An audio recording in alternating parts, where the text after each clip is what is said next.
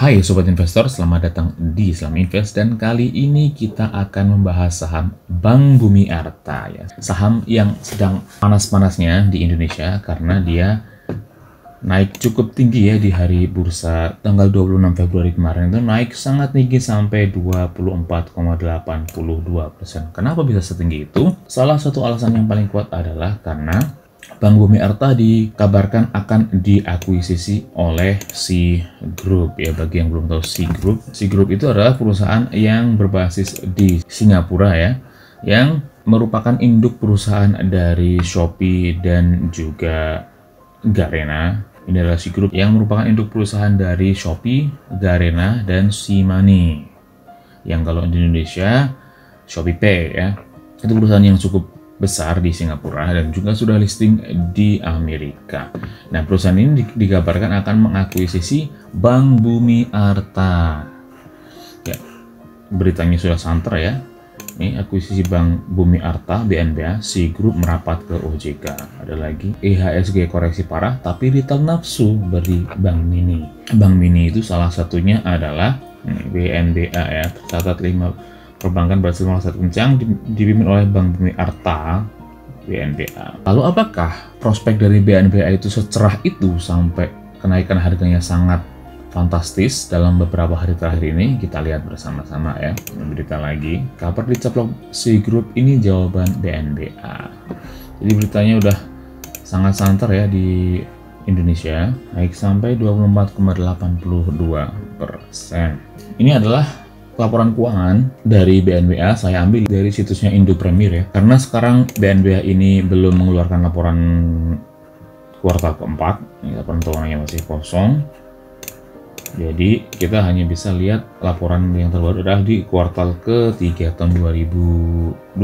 Makanya kita cek saja sampai di sini, hanya sampai kuartal ketiga tahun 2020. Kita bandingkan kuartal yang tahun sekarang, tahun 2020 ini dengan kuartal-kuartal yang sebelumnya. Ini perhatikan Sobat Investor, harganya itu naik sangat pesat ya. Di tahun 2019 itu, di kuartal ketiga itu harganya masih sekitar 302, 200, 100, tapi sekarang harganya tiba-tiba melesat sangat tinggi sampai 1.710.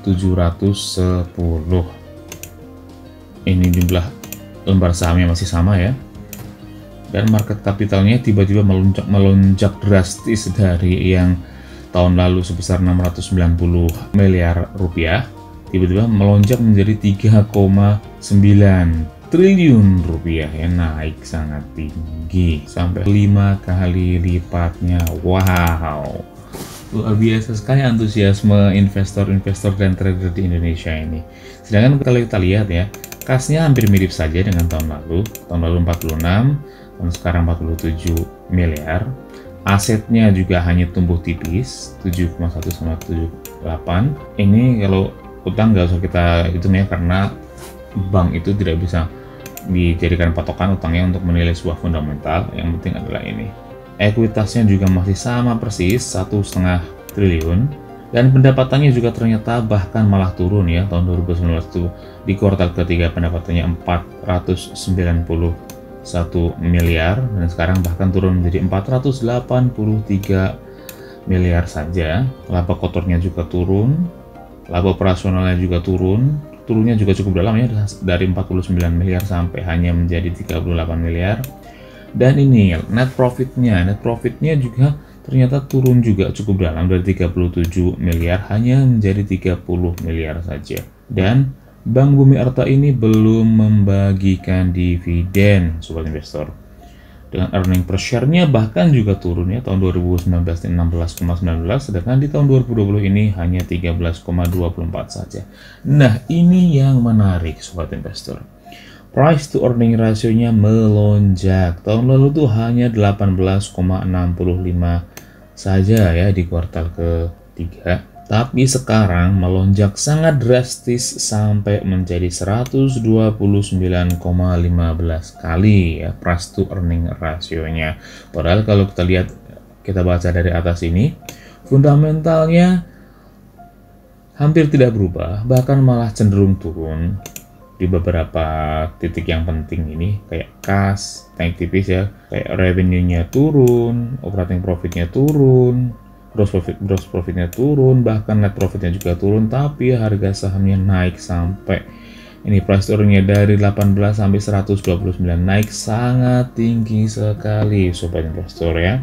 Price to book value-nya juga naik sangat tinggi dari hanya 0,46 kali menjadi melonjak sampai 2,61 kali sobat investor. Dengan return on asset-nya sebenarnya masih sama, malah turun ya, cenderung turun. Return on asset-nya tuh tahun lalu 0,52% dan sekarang di tahun 2020 ini kuartal yang terakhir tuh hanya 0,3. Return on asset-nya turun. Return on equity-nya juga dari 2,47% di kuartal 3 tahun 2019 menjadi hanya 2,03% di kuartal ketiga tahun 2020. Nah, ini gap to equity-nya sih nggak usah kita jadikan patokan karena ini perusahaan bank ya yang utangnya memang cukup tinggi. Jadi kesimpulannya apa sobat investor? Kesimpulannya menurut saya bahwa kenaikan dari Bank Bumi Arta itu murni karena spekulasi dari para trader. Kalau saya sendiri, saya akan tetap menjaga jarak ya dari Bank Bumi Arta ini, tidak akan masuk karena fundamentalnya menurut saya masih kurang bagus. Ya, dan menurut saya daripada kita membeli Bank Bumi Arta, kenapa kita tidak membeli Sea Limited saja? Sekedar informasi ya, for your information sobat investor, Sea Limited ini juga merupakan perusahaan yang sahamnya sudah saya koleksi menjadi bagian dari portofolio saya. Bagi sobat investor yang ingin berinvestasi di luar negeri untuk membeli saham Sea Limited ini bisa menggunakan platform eToro ya sobat investor ya. Tapi karena eToro ini termasuk situs yang diblokir beberapa waktu yang lalu, saya tidak tahu alasannya kenapa negara kita memblokir eToro, padahal menurut saya eToro adalah broker yang sangat bagus ya dan tidak ada masalah, dan ini juga dipakai oleh orang yang sangat banyak di seluruh dunia ya. Regulasinya juga cukup jelas, tapi saya tidak tahu di Indonesia diblokir kenapa. Jadi untuk membuka situs eToro sobat investor perlu menggunakan VPN. Sea Limited ini sudah menjadi bagian dari portofolio saya. Ini ya, Sea Limited. Kalau menurut saya daripada kita membeli saham Bank Bumi Arta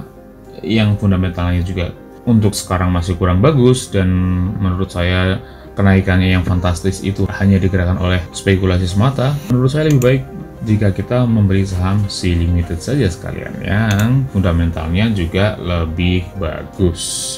Oke, bagaimana pendapat kalian? Apakah menurut kalian Bank Bumi Arta ini sudah cukup layak untuk dikoleksi atau masih terlalu tinggi atau masih kurang prospek seperti menurut saya? Atau juga kalian malah justru berminat untuk membeli saham Sea Limited sekalian melalui platform eToro seperti saya? Silahkan tuliskan pendapat kalian di kolom komentar. Klik like dan share jika kalian menyukai video ini, atau dislike saja jika kalian tidak menyukai video ini. Dan jika kalian belum subscribe, pastikan klik tombol subscribe dan nyalakan loncengnya. Dan jika kalian memiliki request saham apa yang ingin dibahas selanjutnya, silahkan juga tuliskan di kolom komentar. Oke, cukup sekian video kita kali ini. Sampai jumpa di video selanjutnya. Salam investasi.